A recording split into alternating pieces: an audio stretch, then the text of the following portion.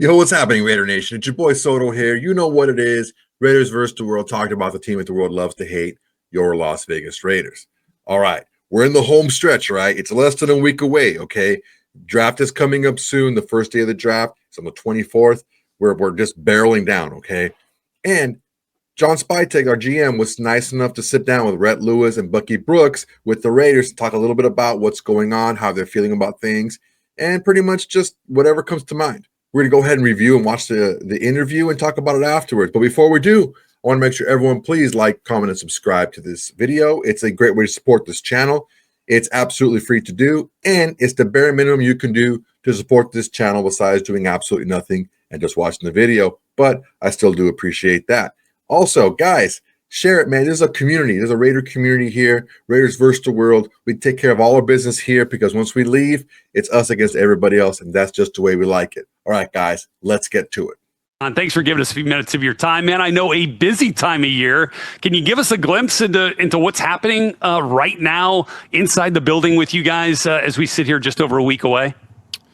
Yeah, sure. First of all, thanks for having me on. Big fan of both of you guys, so appreciate the opportunity to come here and talk about the Raiders and where we're headed here. We've had a great couple of weeks here as we roll forward towards the draft. We've spent a bunch of time today and last week with the top 30 visit candidates, which we love to bring in and get to have some more in-depth conversations with than you're allowed at the Senior Bowl and the speed dating that happens at the Combine. So we've enjoyed it. We had a bunch of great kids and great players in here, and ultimately that's what we're looking to add to our franchise. And then once I get finished up with you guys, I got draft meetings until they let me go home.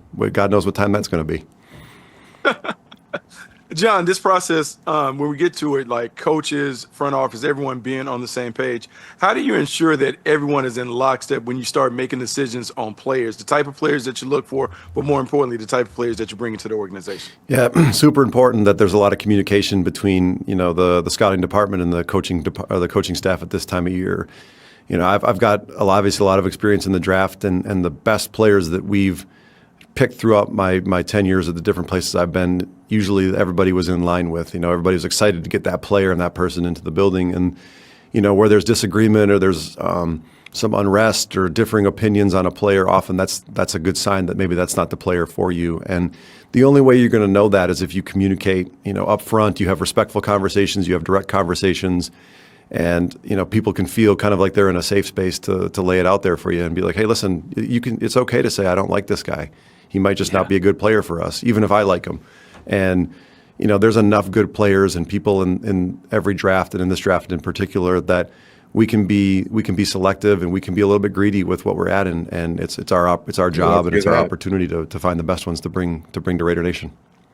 And I think you guys have talked so positively, John, whether it's you or Pete Carroll, about your holistic approach, right, to how you want to build this roster and build this team. And obviously the draft, a big part of that, whether it's the GM head coach relationship, whether that's getting the input from ownership and a player that you know so well in Tom Brady, having been teammates there in Michigan and obviously winning a title together in Tampa. I am kind of curious, though.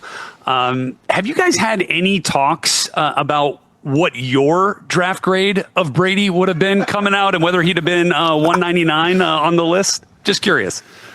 Plead the fifth on this. I had a boss tell me one time, you better know in life who can fire you. And, I was a young, dumb freshman trying to keep my head above water and mostly had my face mask buried in the dirt by Steve Hutchinson and Jeff Backus. So it was hard for me to see the throws and the movements when a Hall of Famer is burying you play after play. But what a great opportunity to reconnect with a former teammate. And the one thing I'll say about Tom is we share a love of Michigan, and that's kind of like the genesis, a lot of ways, of our football journey. And we share a lot of common thread and thought because we had that experience together. And it's also was hard to evaluate quarterbacks back in 1999 when everything was 22 personnel. It was power left and power right and ISO left and ISO right. And then if it was 3rd and 4, you might get a play action pass off of that. So it was not the drop back spread game like it is now. No doubt. But look, and that's just one piece of your championship pedigree that we're talking about. Obviously, having been in Denver and been around Peyton Manning, too, you got a chance to kind of learn from two of the very best, or see, what it takes to be the best. Don't forget John Elway was there too. So another one. Great point. How does that kind of desire, right? That burning desire of those guys to be the very best at their position. How did that kind of influence the way you look at players, the way you evaluate players, and kind of looking for as close as you can find to those similar characteristics? Yeah, massive influence in my career, starting in Denver, being around Peyton every day, but also getting to work with John every day and to see the way that he saw the game and, his non-negotiables. And, here's a guy that had obviously accomplished a ton in his professional playing career, and then his post-playing career professionally as well. And then he's back.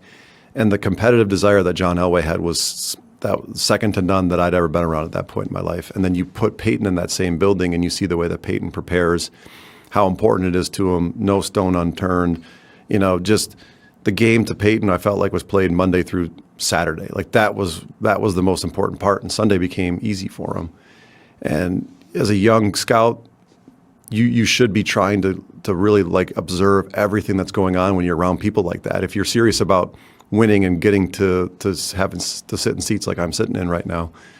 And so, what an opportunity. I was only there 3 short years, but we went to 2 Super Bowls, we won 1. And, the thing that I'm left with is sure, they could throw a football, both those men, but it's about all the other stuff, the competitive desire, the will to do things that the common person and common player really isn't willing to do. And then you get the chance to have Tom come to Tampa, who, I had admired Tom for years, one, because we had the connection to Michigan, but 2, because, there was nobody doing it better in the NFL during that time. And when you're a scout, and this, Bucky, I just wanted to watch the best all the time. So, if I had a moment at any time at my stops in Philly or Cleveland or Denver, let's put on Tom Brady. There's worse things to do. And then you get him in the building and you're like, well, check that box too, just maybe almost to another level of psychotic competitiveness. And I mean that with the utmost respect to my boss. And it's just not an accident, and it's wildly shaped the way I view players and quarterbacks in particular. John, one of the cool things for me was having the opportunity to play for the Raiders. I just remember when Mr. Davis was around, and you see all the signs around the building, commitment to excellence, pride and poise, and those things. Talk about the unique opportunity that you and Pete Carroll have to bring the franchise back to prominence, and how that shapes the way that you look at players and the players that will have an opportunity to wear the silver and black, because it is so special to so many people. Yeah, it's a great responsibility, I think, that Coach and I both feel to be given this opportunity, and there's a lot of honor in it. There's a humility, I think, that comes with it. You realize that what an iconic franchise it is. I can see on the other side of my monitor right here the 3 Super Bowl trophies and the silver and black helmet, and between the moments of pinching yourself that you get a chance to work for an organization like this, there's a burning desire to give this fan base, the city, the wins that they deserve. And, I said it at my opening press conference, there's something better about the NFL when the Raiders were in the mix and on top of it. And, our intention is to get this proud franchise back there and to do it as quickly as possible, but to do it right and to build the right foundation so it's sustainable as well. And John, getting back to, what you're going through right now with draft scenarios, right? Running through everything that could happen, or trying to figure out all that could happen, trying to get all the, the board in order at this point. We talk about it a lot, when we're talking about the draft, the idea of perfect pairings. Obviously, you don't live in a perfect world when we get to Green Bay, right? But it is it's one of those things that's fun to think about. I'm curious how you guys kind of see it, whether that's, all right, let's judge the value of a player here at 1. And then when we come back around in the second, is it maybe a better value to take a player at that same position, that's maybe a little bit underneath the player we would have taken at 6, and kind of play those positional value games with early picks, first, second round, and trying to pair them and see what makes the most sense for your team? Yeah, it's really a team building exercise is what you're looking for, right? It's certainly based some on need. Certainly it's based on the caliber of player that you're watching. And the ideal scenario is those 2 things match up, and then that's the perfect draft pick. But that very, very rarely happens. I think back to, to give a real life example of this, I think back to our first draft in Cleveland when I was there in 2010. It was a draft where we had conversations back and forth on Eric Berry and Joe Hayden and who the right pick was at that point, if they both were available. It turns out at 7, there was only one available. It was Joe Hayden, as Eric went 5th that year. But we had a safety in the second round that we really liked, that we really felt good about. So I think ultimately, while it was really close between Eric and Joe, we felt like the drop-off from corner at Joe in one to what we would get in the second round was a lot greater than the drop off from Eric to a player named TJ Ward. And that's ultimately probably what we would have ended up doing had we had to make the decision. We did not, because Eric got drafted by the Chiefs that year and Joe was there waiting for us. But that's kind of a real life example of what's the right order to do this in. And it's got a lot to do with your needs as an organization, but also the players that you can kind of project might still be available at your later picks. And there's no crystal ball there either. I mean, you're using instinct and gut feeling and as many different models and resources as you can, but ultimately it kind of comes down to like instinct and is this the best way to build the team? John, I'm curious, how beneficial is it to have a head coach that has won a Super Bowl, that's had a level of success in the league? You come from a successful background. How do you guys merge that vision as you talk about putting the team together, whether it's the draft or just in free agency or just how the team operates? Pete's a wonderful resource for me right now. I mean, it really, everywhere he's been successful. And there's a calming factor when you have the job that I have, is like, I don't have to worry about any of that stuff. Not that it's my responsibility anyway, but like coach has got that. The program's going to be run the right way. The message to the players, which is critically important as we get started and onboard kind of everybody. And really his ability to speak to the entire organization and energize an organization I marvel at it every day. And that's not kind of where I see myself. I like standing in the back of the room and listening to him kind of hype everybody up. I mean, I feel like when that's happening, everyone's kind of where they should be. And so, he's a great resource that way, but just the bouncing ideas off of each other and, just think about this, what's your experience tell you about this? And, at the end of the day, like we both are team first guys. We talk about in our building every day about the value of being a great teammate. And I've always prided myself in that. I know Coach has too. And so our goal is the same, is to make the best decisions possible for the Raiders. And whether that's a free agent player, a draft pick, an undrafted free agent player, we're coming from it the same way. We talked a little bit about your influences. John, talk about the quarterbacks, talk about John Elway, but obviously you come, from Tampa most recently, where Bucky and I talked about it a bunch on this podcast series this year, the success you guys had there and building an offensive line. It almost felt like twice. And then, in doing that through the draft with some big time picks, and then kind of mimicking that on the defensive front as well. And that attention to detail in the trenches with some of those guys. Like, is that one of the things that you'll take with you, that you have taken with you from your time in Tampa when you're judging success in the draft and building through the draft? Yeah, I have a deep belief in the physicality and the violence required to play football, and it starts with the big boys up front, and that, again, I think you can trace that back to my playing days at Michigan too. Like, that's how we were built in those years, and it's kind of who I am to my core, and we were very intentional with it in Tampa, and the results, I think, speak for themselves. Like to your point, Rhett, like we had a great O-line the year we won the Super Bowl. And last year we had a great O-line again, and the only player common on both of them was Tristan Wirfs, and he's a great one. But it's not just about Tristan; it's about those other four men up front with him too. And there's no better way to me than to do it through the draft. Those guys they're hard to find in free agency, and if you find them, you either got really lucky, like we did with Ryan Jensen, or you probably overpaid for somebody. And to me, that's just the reality of how O-line and D-line work. And then, and we'll get you out of here on this, John. We sure do appreciate your time at a busy time. But, along those same lines and learning lessons from prior drafts, and I love that insight that you gave into, some of the decision-making process when you're deciding between players. When you go back and study, drafts, once you get some time here, like, are there common threads that you find with hits and misses in terms of success with your team, the team that drafted a player? Yeah, it's about the person. Usually we miss on the person, which is a harder thing to grab because it's not tangible. You can't see it. I have a love affair with watching players move and compete and hit and tackle and block and all those things. Those things are much more tangible. I mean, I can put it on and my two sons can see who's fast and who can catch and who can throw and all that. But it's harder to gauge the person. And I'm in my second season now in the NFL, and I've spent a lot of time interviewing players and getting to know them and getting a confidence to the way they answer questions, whether or not they're the right fit for your organization. And That's ultimately what we're trying to do. We're trying to find the best people for the Raiders, and we tell our scouts all the time, don't worry about if guys go other places and are successful or not. We're just looking to find the best fit for the Raiders, and it very usually is the person that leads the way with that. The competitiveness, the passion, the resiliency, the confidence, all those things they bring to the table, and then, yeah, they better be able to run and catch and throw too, because that's really important as well. Matters. Talent matters. Yeah, that's certainly a piece of it. But I think it's a great point you make about, evaluating the entire player, and that includes the person and the background part of it as well. And can't wait to see who you guys fill out there. If you want to, send us any hints on 6 overall, let us know. We're open for business here. But we appreciate you, man. Thanks for doing this. Yeah, no comment on that. I gotta get my mind right and tell the right people first. So no offense to you guys. No, hey, none taken. Okay. None taken. Good try, though. None taken, but we're with you, man. Thanks, John. We appreciate you, man. Thanks for being here with us. All right, so there's a few things that I took from this interview.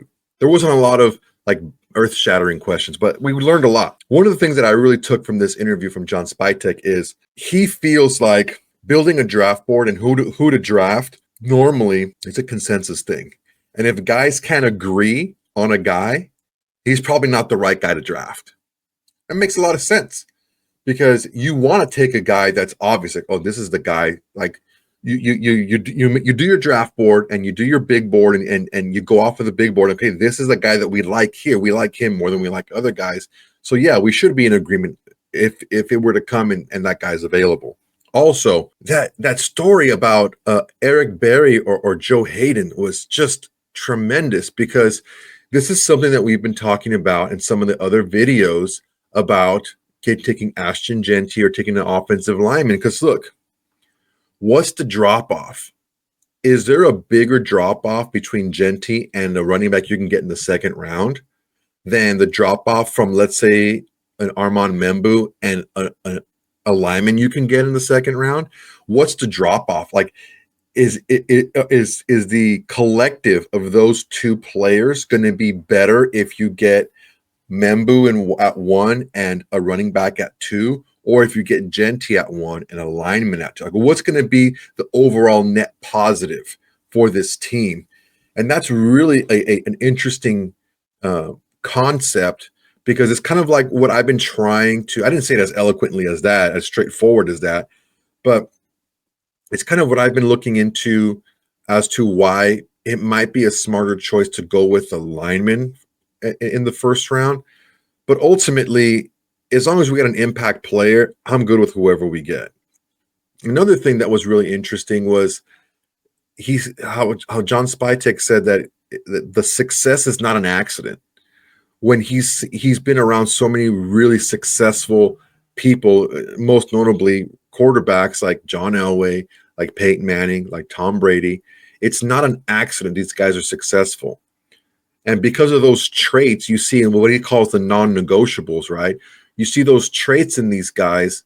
Those are definitely things that show up and are apparent. If you have an entire team that's bought into your system, that's bought into your culture, that's bought into your way of playing and your way of life, then you have one guy who's kind of like, that one guy, even though he may be trying to hide it, is going to stick out like a sore thumb. I've seen it happen countless places where I've worked, places where I've done consulting work. You can just almost look at their faces, and you can see who's bought in and who's just kind of going through the motions. And those are the things that John Spytek even said he misses on the person, not the player, more often than not. And again, a guy just going through the paces and going through the motions, telling people what they want to hear just so they can get drafted. And when the time comes, they make their money. They're just not working as hard. But again, that was the big thing those are the big couple things that really stood out to me as far as what John Spytek and company are looking for out of their draft picks, and also building their draft board for the upcoming draft. All right, guys, that's my time. I hope you liked the video, man. It was a really good interview, a lot of good questions, and a lot of great answers by John Spytek. Really give us an insight on who he is as a person and who he is as a talent evaluator. Go ahead and let me know in the comments below what you think about John Spytek, his answers, and the interview overall.